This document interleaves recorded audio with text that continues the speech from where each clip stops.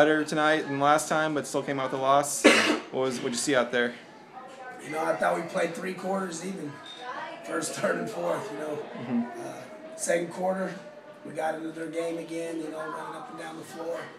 You know, I thought we just had some breakdowns, but, you know, I thought the second half our kids played, you know, they could easily tanked it, you know, but they, I thought they, you know, I might have been one of the best halves we played all season. Clovis is good, there's no ifs and buts about it. They're deep, they're good, they can shoot, they got post players, you know, and they really, you know, they put you in a problem defensively with the shooters and post players. If we match up and run our normal matchup, our wing players are playing guards that are collegiate players, and our posts are playing against Gardner.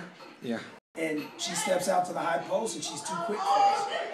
We go to zone, they got us on the backside rebound. And we zone them up.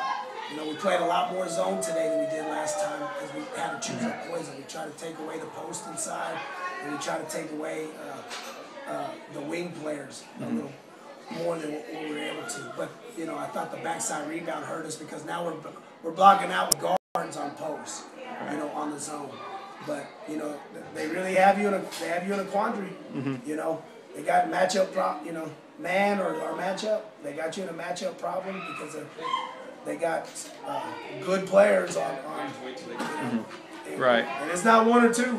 You know, they got the Williams girl, the freshman is, you know, from what I understand, has already been offered you know, from UNM. Yeah. And you know, the Stroh girl can stroke it from the outside, and the Gardner girl inside.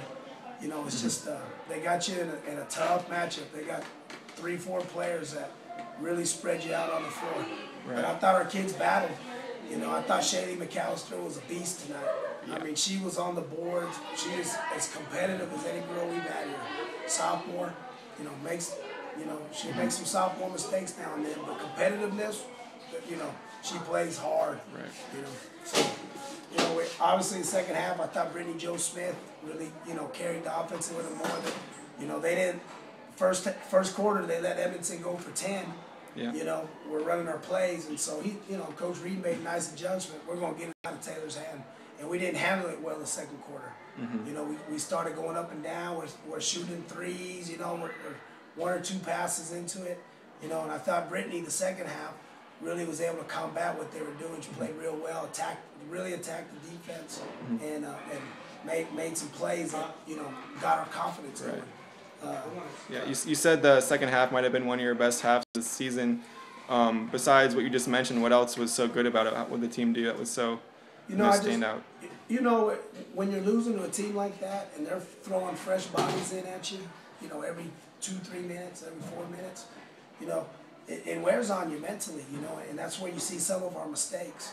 It's not really physical mistakes, they're more mental mistakes. We're not getting proper angles, not getting, you know.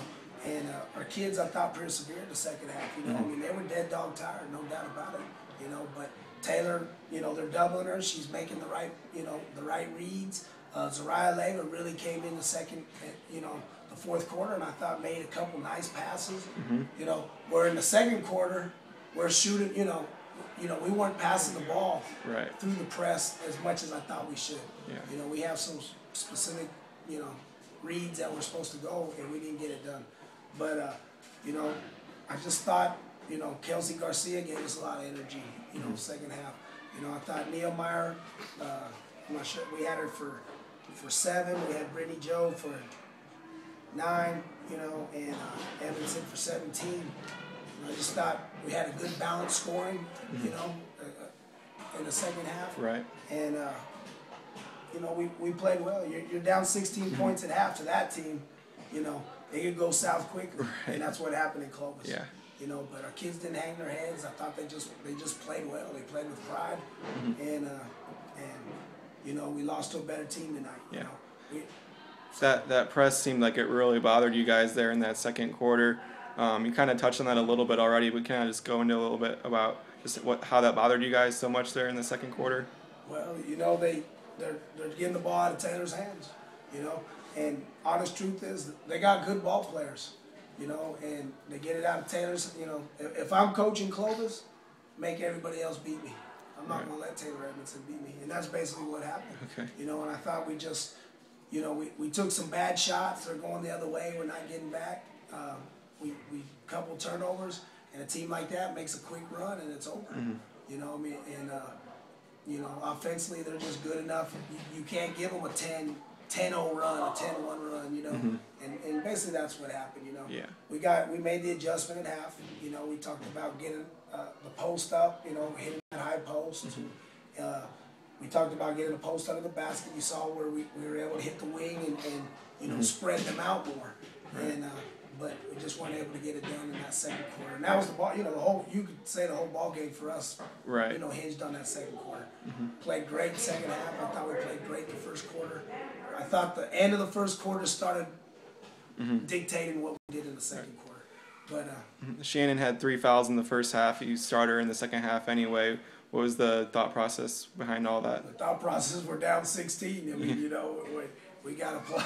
Right. You know, if you're going to foul out, foul out. But when you're down 16, you know, I can't put her back in down 25. You know, right. We got to go, you know, we got to play. And she played smart, you know. She played smart. You know, like I said, I thought McAllister was an absolute beast tonight on the boards. I mean, she's battling people. You know, she's scoring down on the block for us. She had, you know, a few points, but she really did some good things, I thought, you know, on the defense and rebounded. So Taylor, you know, was that the first quarter there? She scores all the 10 of your points. Is that just taking what the defense gives her? Or? I think it was. You know, they were the man, but I called their number, especially when she got fouled the first time, and I saw the way they defended her. You know, on that play, they weren't ready for something, a new wrinkle. We threw to her. We threw a double high post, and she was able to turn the corner a couple times. And you know, she had the hot hand early, and that's what we wrote. You know, and you know, and she, you know, it's when you got a player like that, you get her going. You got to, you know, keep calling her number. You know. The difference throughout the game though was they're getting the ball out of her hand the second and third. You know, the rest of the game they're getting out of her hand, and it took our kids, you know, a quarter to adjust to it and start making the extra pass. So. Third quarter, I had Clovis almost 5 minutes to score. You've already touched on how well your team played on the second half, but defensively, was there anything specifically you guys were doing well there in that third quarter? No, you know, he changed up his offense a little bit, and you know, I thought we just defended. You know, our kids played hard. I mean, it's not effort. Right. You know, I mean, I've been around these kids a long time. You know, their effort is top notch. You know, I mean, you know, we get medals sometimes, like, you know, young people, the coach sometimes. I mean, this is a game. You know, I mean, the other coach is coaching his kids just like I'm coaching my kids, and so. You know, it's a chess match out there a lot of times. Just, you know, Clovis is tough. Clovis,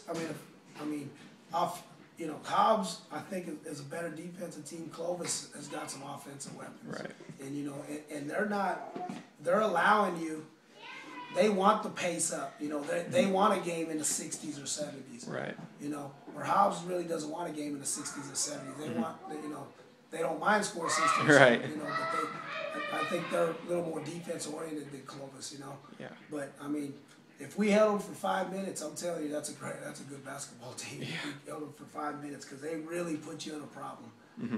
They really put you in matchup difficulties because of the players that they have, you know. I mean, nothing but praise for the Williams, the Stroh, Paige Gardner. Those are their top three, and you know, they're tough players. You know, no ifs, ands, buts about it, and the kids that come behind them, you know, Severs and the you know, Severs girl hurt us on the boards tonight. You know, it's just like I said, we got a matchup problem. Right. We leave our wing players on their who are their stud players in our matchup, and then do we match up with a post on Gardner, who's going to step her out and take her out the dribble, or do we zone it, take all the middle away, take the post away, but then have hard, you know, problems on the backside rebound. Yeah.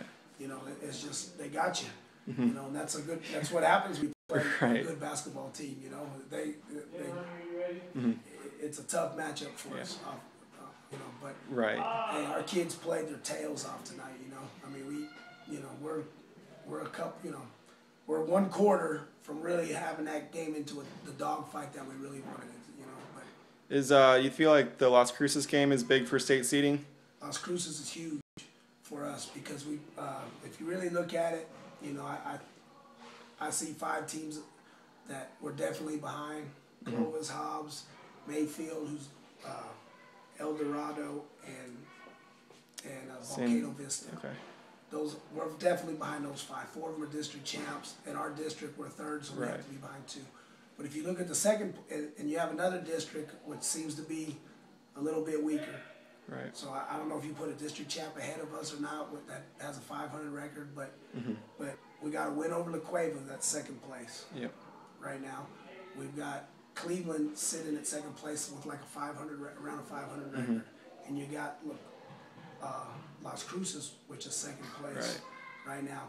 And so I think if we get a win over Las Cruces Friday, and the girls know this is the most important game of the year for us, a good possibility I think we'll be playing at home in the first round of state playoffs, and that's never happened. Yeah. If we lose, we're probably going on the road Okay. as like a 9 or 10 seed. Got it. You know, 8, 9, 10. But you know, it's a big game. I told the kids I'd love to beat Clovis tonight, but Las Cruces is really, you know, right now is the biggest game of our season. We obviously play a lot better at home, and we got to go on the road, you know. And but What do you know anything about that Las Cruces team in terms of their personnel and how they play? they got a girl that can flat out shoot it. Number 5, I can't remember her name right off bat. You can probably be able to look it up. But she can flat out shoot the ball. She's had 20-point games on Mayfield, you know, you got to get up on her. She's gonna drain it. You can't give her no space. But they're, from what I know about Las Cruces, they're a perimeter-oriented team. They, you know, even their post, they say, steps out and shoots a lot of threes. So, you know, we're gonna have to get prepared. I'm gonna have to watch a little bit of film on them. And you know, right now that's the biggest game of our season. You know, it's not the end of the world because we're gonna be in the state tournament. Right. But you know, I really love for these girls to host a state playoff game because it hasn't happened. And you know, the format was different in the old days. Okay. So it hasn't happened since, you know, since the new format. Okay. So,